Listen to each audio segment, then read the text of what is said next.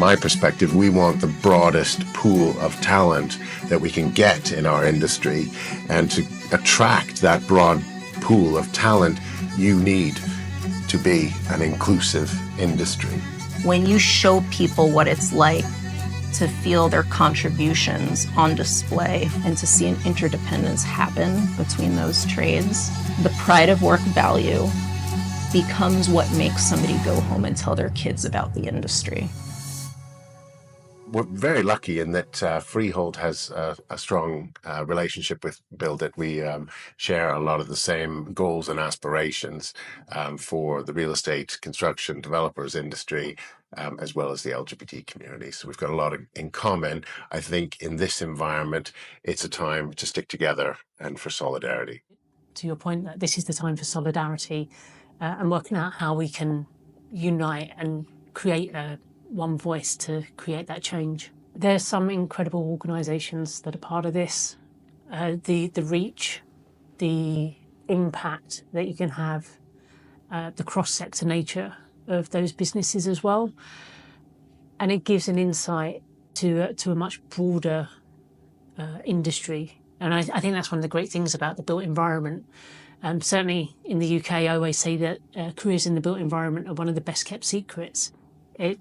It touches every aspect of our life, and I think that's what is very tangible in the room, that you've got people that have impacts on every aspect of our life.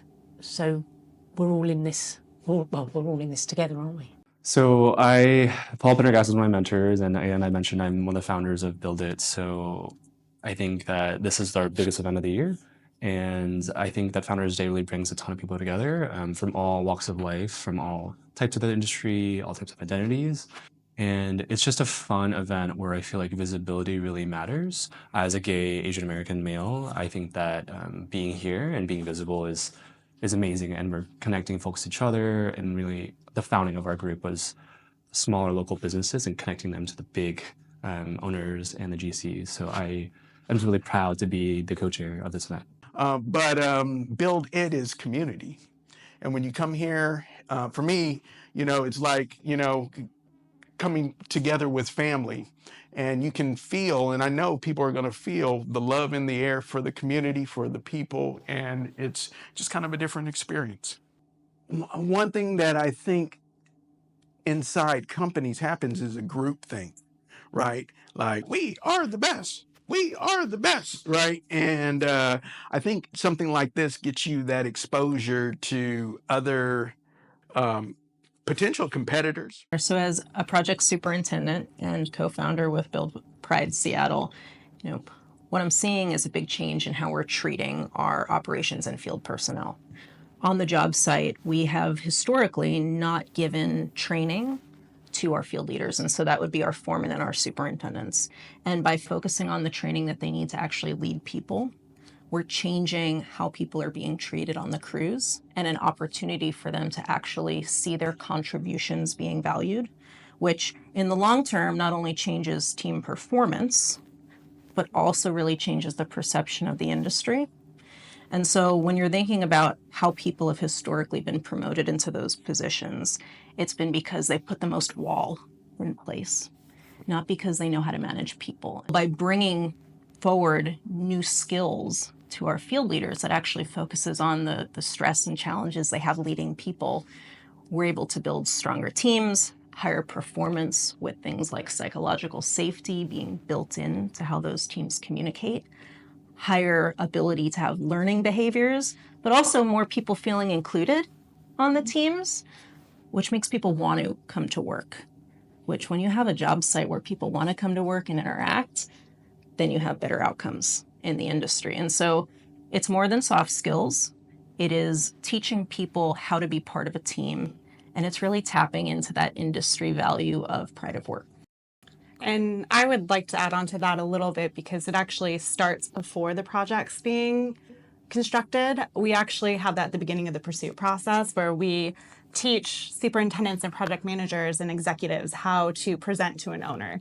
And those are those soft skills that will translate to the field. And if they know how to talk to an owner, if they know how to talk to a stakeholder, people love people. And so if we can teach those skills, it's a game changer. For me, it's like a celebration because we're celebrating our 10th anniversary, and we're also celebrating our connection with our US friends, which I've known from since last year as well. So it's it's quite a special moment, sort of coming over to America from the UK. I never thought 10 years ago that I'd be here, celebrating with you guys. So. I mean, the evidence that they say is that the more diverse your teams are, the more diverse people's opinions are or ideas are, innovation is more diverse. And so that can only be a good thing, right? If you got different ideas, that one person who might be from a different ethnicity or disability, or it might be a female, obviously they're a minority in the industry, but that one person's idea could change the success of a project. I think it's critical. I mean, in the UK, we're seeing some areas of development and construction with quite severe staff and skills shortages. From my perspective, we want the broadest pool of talent that we can get in our industry, and to attract that broad pool of talent, you need to be an inclusive industry. And historically, real estate hasn't been stereotyped as the most inclusive of industries, but I think that's changing. And when I walk a construction site today versus walking a construction site 10 years ago, you can really see the change. And I think, harping back to the point about uncertainty, we've got to make sure that momentum carries on. Our industry and the skills within our industry depend upon it. I think there's a lot of room to grow, especially in the work that we do here at BuilIT with LGBTQ work, but just diversity. I feel like DEI tends to be a not so great word to use now, but I still use it. I am definitely a DEI advocate, and I think that it's something that construction industry needs to kind of catch up with. But I do love how relational it is. It's really about who you know and working together, and you might be in a project site one day and then you go to another project and you see the same people. So it's very relational, and I think that's just an amazing part of the industry.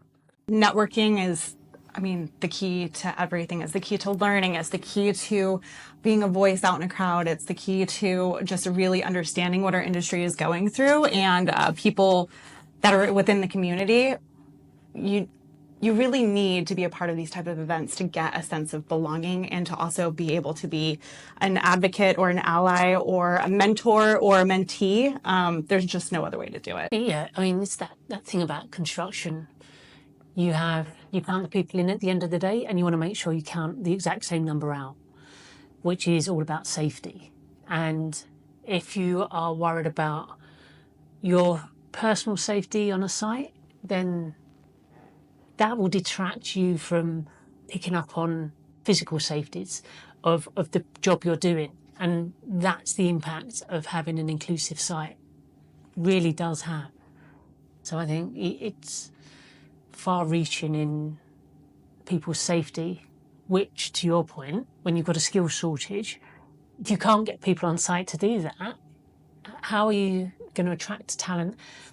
And actually, I remember having this conversation years ago when the gender movement started, and we're saying, "Oh, women join the industry. It's really inclusive. You won't."